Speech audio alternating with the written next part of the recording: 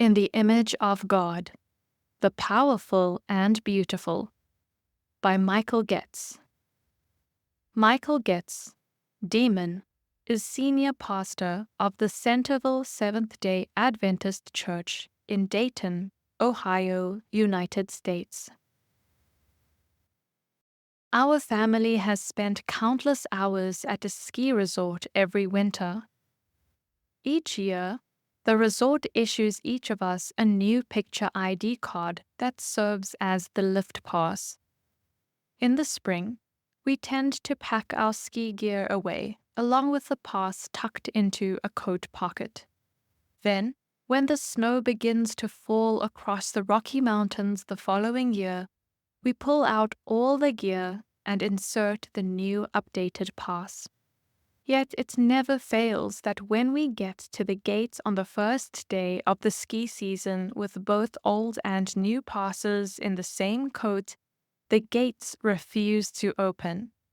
As we protest that we do have valid passes, a resort employee patiently explains, it must happen to others, that we probably used our expired gate pass instead of the current one. The electronic gate mechanism is programmed to recognize only the current pass, not any expired or counterfeit cards. It automatically rejects any expired ones. The computerized gates, or machines, at the resort are programmed to operate only when the correct pass is used. They know nothing but the right. In the face of any alteration or mix, the gate refuses to accept it. Applying this directly to Bible preachers, it is an impossible task to be forever identifying and correcting every nuance of wrong in our world today, even if only about sexuality. Could it be that, if our messages as preachers communicated the powerful and the beautiful, the saints in our congregations would be best prepared to reject a substitute and be transformed by Scripture? As preachers, we have committed our lives to that posture. God placed His plan in our hearts. God has called us to proclaim the right, and when people in the world know the right, the powerful and beautiful, they will not only recognize the wrong more easily, they will also be transformed. His image. In Genesis chapter 1 verses 26 and 27, active creation ends with forming humans. The place humans had in creation was not accidental, and the classic Boardman commentary unpacks this well. Quote, by a special decision, by its fulfillment, and by a comprehensive blessing, God creates man.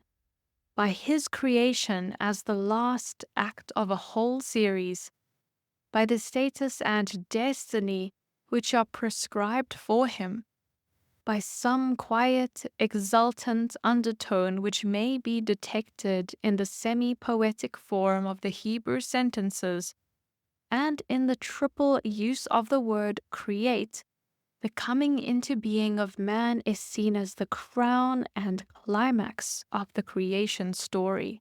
End quote. These two verses point to the goal of Creation Week. Described in lofty grandeur, the man and woman represent the most beautiful, powerful, and regal aspect of all creation, as indicated by the report of the divine council that took place before their creation. This fact gives a special significance to the man-woman pair. The physical likeness. This image of the male-female couple seems to be of great interest to heaven. Not only does verse 27 repeat part of verse 26, but it also repeats itself. The intentional use of Hebrew repetition here stresses that humanity is the image of God.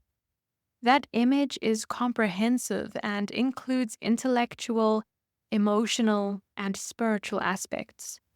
Yet, in the declaration coming from the divine huddle that humans would be made in the likeness of God, we find a significant emphasis on the physical or even biological.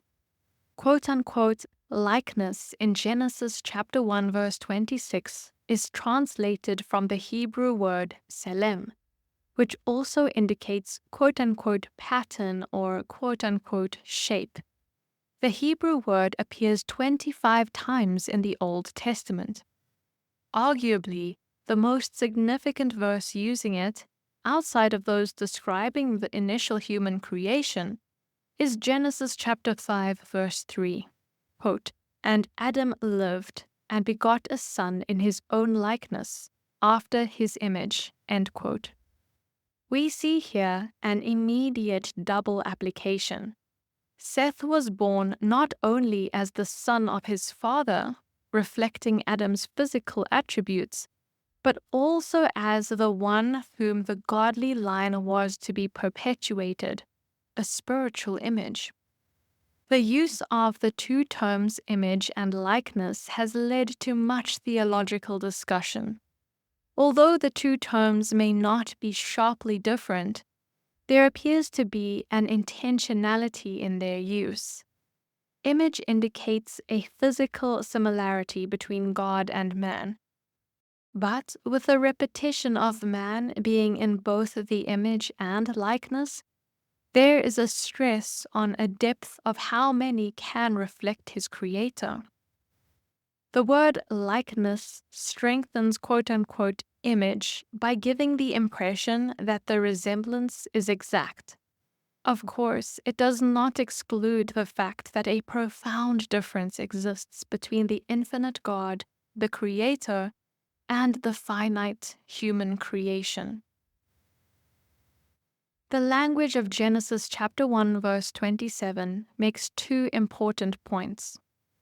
First, both human sexual differentiation and pairing are uniquely integrated into God's image. That makes it possible for humans either to enhance or to efface that image through their sexual behavior. Second, a male-female intimate pairing manifests the fullness of the imprint of God's image. Our bodies are in the image of God. They are important to understand who we are. No wonder Satan hates our bodies and sexuality. He hates God. The Genesis account points to our biology as sacred as the Sabbath, and arguably even more so. If the body has divine image value, then it ought to be allowed to determine life or sexuality. Author Nancy R. Piercy, in her phenomenal work Love Thy Body, declares, quote, "A Christian ethic respects the teleology of nature and the body." End quote. As an example, she cites the experience of Sean Doherty. While Doherty recognized that he was same-sex attracted, more importantly, he understood that the creation of his body was by and in the image of God. His body then informed his identity, even while some emotions conflicted with it.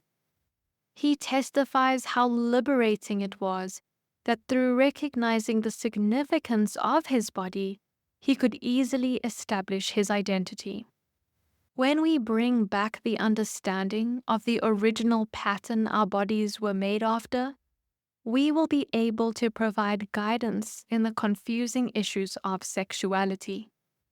Still, more importantly, it will restore the focus on the beautiful and the glorious. Theologian Anthony A. Hoekema concludes that, quote, "To touch the image of God is to touch God himself. To kill the image of God is to do violence to God himself." End quote. Appeal to preachers. Satan has repeatedly sought to blur the issue of God's image by corrupting how we view our physical bodies and sexuality. It was the target of his deadly attack in Israel's encampment before it entered the Promised Land. And it is and will continue to be one of the destructive issues on the border of the eternal Promised Land. What is most beautiful and satisfying is the image of God described in the Bible. What would happen if we, with radical determination, focused on being known more for what we are for than what we are against? What if we keep unpacking what we know from the divine huddle before creation? That we are all in the image of God, even in the physical. Let it be that the generation of preachers will focus on presenting the glorious image of God, and that through the power of the third person of the Godhead, it will cast the greatest light in the darkest moments of Earth's history.